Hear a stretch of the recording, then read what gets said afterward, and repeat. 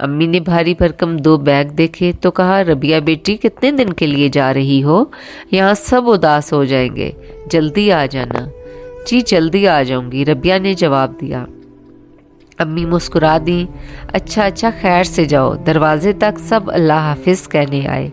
عمران رات دیر سے گھر واپس آ گیا۔ صبح خالہ حمیدہ نے اس سے پوچھا اتنی دیر سے واپس آئے، رک جاتے؟ عمران نے کہا دل نہیں تھا رکنے کا۔ خالہ حمیدہ نے پوچھا کیوں پریشان ہو بیٹا؟ نہیں امی کوئی ایسی بات نہیں۔ ماں کے گلے میں باہیں ڈال کر انہیں تسلی دینے لگا۔ ابھی 3 دن گزرے تھے کہ دروازے پر ایک ڈاکیا ایک خاکی لفافہ دے کر گیا۔ طاہرہ نے پوچھا امی یہ کیا ہے؟ انہوں نے جواب دیا بیٹا بھائیوں میں سے کسی کے کوئی ضروری کاغذ ہوں گے، رکھ تو بھائی آئیں گے تو رات میں انہیں دکھا دینا۔ کمرے میں وہ لفافہ طاہرہ نے فریج کے اوپر رکھ دیا۔ شام میں سب کھانا کھا چکے تو طاہرہ کو لفافہ یاد آ گیا۔ بھائی آج کوئی ڈاکیا خاکی لفافہ دے گیا ہے۔ عمران اور حمزہ دونوں ایک دوسرے کی طرف دیکھنے لگے کہ کس کا ہے۔ دونوں کی آنکھوں سے لگ رہا تھا کہ دونوں میں سے کسی کا بھی کوئی لفافہ نہیں آنے والا تھا۔ لاؤ تو ذرا دکھاؤ، عمران نے کہا۔ فوزیہ جلدی سے اٹھا لائی۔ عمران نے لفافہ چاک کر کے پڑھا تو اس کے پاؤں تلے سے زمین نکل گئی اور وہ وہیں چارپائی پر بیٹھ گئی۔ بھائی خیریت تو ہے نا؟ باقی سب بھی پریشان ہو گئے کہ ماجرا کیا ہے۔ حمزہ نے لفافہ اپنے ہاتھوں میں لے لیا۔ کسی کے وہم و گمان میں بھی نہ تھا کہ ربیہ اس طرح خلا کا دعویٰ کر دے گی۔ خالہ حمیدہ تو یہ سنتے ہی دنگ رہ گئیں اور اپنا سر پکڑ کر پریشانی کے عالم میں چارپائی پر ڈھہ سی گئی۔ طاہرہ دوڑ کر پانی لے آئی، امی کو بھی دیا اور بھائی کو بھی زبردستی پلایا۔ یہاں پر شاید اس فیصلے میں لوگوں سے غلطی ہو گئی تھی۔ ربیہ کسی صورت عمران کے ساتھ رہنے کو تیار نہ تھی، سب کے سمجھانے کے باوجود بھی اپنی بات پر قائم رہی، اور یہی وجہ تھی کہ عمران کو پہلے دن سے اس کی عدم دلچسپی کا اندازہ ہو چکا تھا، تبھی وہ بجھا رہتا تھا۔ کسی نے سوچا بھی نہ تھا کہ ربیہ کے دماغ میں کیا چل رہا تھا۔ کچھ دن بعد اندازہ ہوا کہ وہ اپنے ساتھ گھر کا سارا زیور بھی ساتھ لے گئی۔ کوئی نہیں جانتا تھا کہ وہ اس مقصد سے یہاں آئی تھی۔ عمران نے بھی اسے کچھ بھی واپس لینے سے انکار کر دیا۔ اس کا دل پہلے ہی کرچی ہو چکا تھا۔ اس کے لیے یہ بہت بڑی بات تھی کہ ربیہ نے اسے پہلے دن ہی ٹھکرا دیا تھا۔ ادھر یہ خبر جب حمیرہ کے سسرال میں پہنچی تو سب کے رنگ ڈھنگ ہی بدل گئے۔ کوئی یہ بات ماننے کو تیار نہ ہوا۔ سب نے عمران اور اس کے باقی گھر والوں کو مورد الزام ٹھہرایا۔ کوئی کچھ بھی کہتا، لیکن برسوں کا آنا جانا تھا ان کا شاہ جی کی حویلی میں، تو میں کیسے مان لیتی کہ خالہ حمیدہ اور ان کے گھر والے کوئی ظلم بھی کر سکتے ہیں۔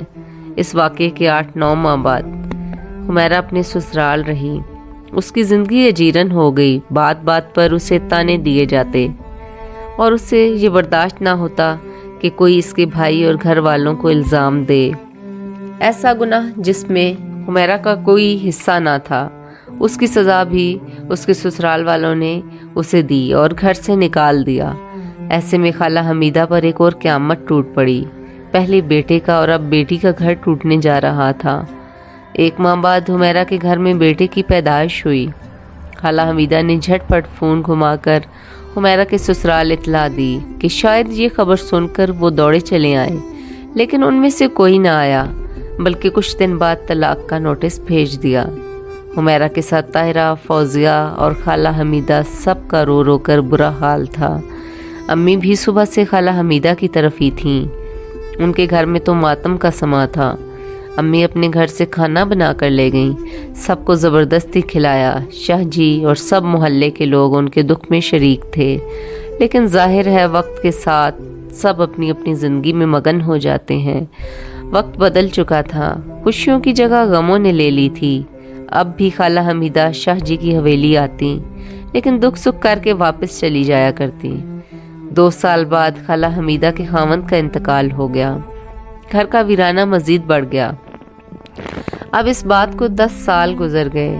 دوسری طرف شاہ جی کے سب بیٹے بیٹیوں کی شادیاں ہو گئیں۔ چھوٹا بیٹا سیب بھی بیرون ملک ڈاکٹر بننے کے لیے چلا گیا۔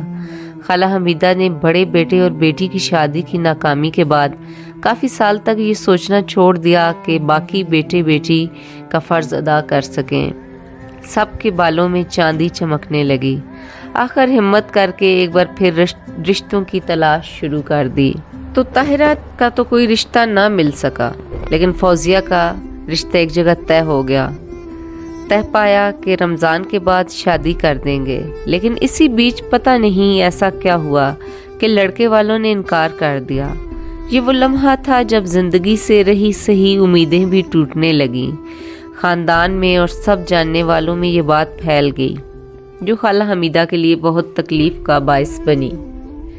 अब वो परेशान रहने लगीं। शाह जी की हवेली में जाना कम कर दिया।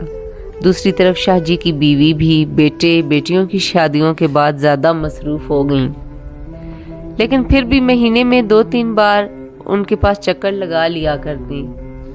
कुछ साल इसी तरह गुजर गए। घर में वीरानी रहने लगी। सब जैसे मुस्कुराना भूल ही गए। एक रोज़ दोपहर के वक्त खाने के बाद ताहिरा बर्तन धो रही थी। खाला हमीदा और फौजिया नमाज की तैयारी कर रहे थे कि दरवाजे पर दस्तक हुई। दस्तक इतने ज़ोर की थी कि सुनकर खाला हमीदा का दिल दहल गया। खाला हमीदा के मुंह से बेख्तियार निकला, अल्लाह खैर करे। कौन है? खाला हमीदा ने पूछा। कौन? ताहिरा ने भी बर्तन वहीं छोड़ दिए और बाहर निकल आई। नानो नानो दरवाज़ा खोलें। दरवाजे पर हुमैरा के बेटे हादी की आवाज़ थी। हुमैरा दौड़कर दरवाजे की तरफ भागी। अम्मी अम्मी नानो। बौखलाहट में उसके मुंह से आवाज़ ना निकल रही थी। इतना ही कह सका, मामू मामू इमरान। क्या हुआ उन्हें? इतने में फिर दस्तक हुई। हुमैरा दौड़ कर गई तो किसी मोहल्लेदार ने बताया कि इमरान भाई अचानक से अपनी दुकान में गिर गए और हमजा और इनके दोस्त उन्हें शहर हॉस्पिटल ले गए हैं। ये सुनना ही था कि खाला हमीदा को अपने जिस्म से ताकत ख़त्म होती महसूस हो गई और वो वहीं सहन में ज़मीन पर बैठ गईं। वो वक्त था या कोई क़यामत की घड़ी, किसी को कुछ होश नहीं था। हाँ, मैंने अम्मी से बाद में सुना कि उसी रोज़ हॉस्पिटल जाते जाते रास्ते में इमरान भाई ने दम तोड़ दिया। उन्हें हार्ट अटैक हुआ था। उनकी मौत ने पूरे घर पर सख्ता तारी कर दिया था। सबको उन्हें संभालने में बहुत वक्त लगा। न जाने कैसी नज़र लगी थी उस घर को। अभी 2 माह ही गुजरे थे इमरान की मौत को कि एक रोज़ खाला हमीदा को फालिज का अटैक हो गया।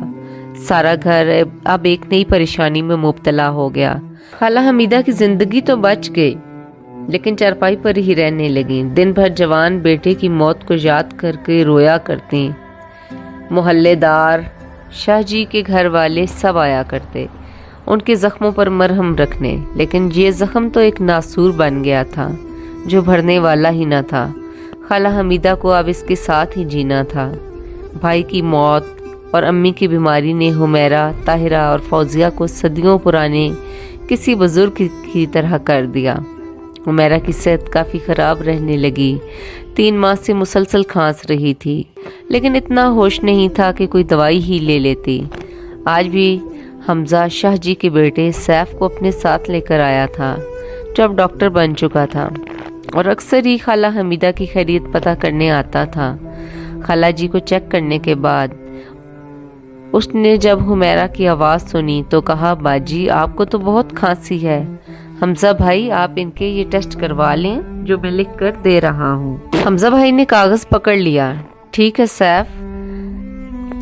बस पे दर पे परेशानियों में बाजी हुमैरा ने अपना ख्याल ही नहीं रखा।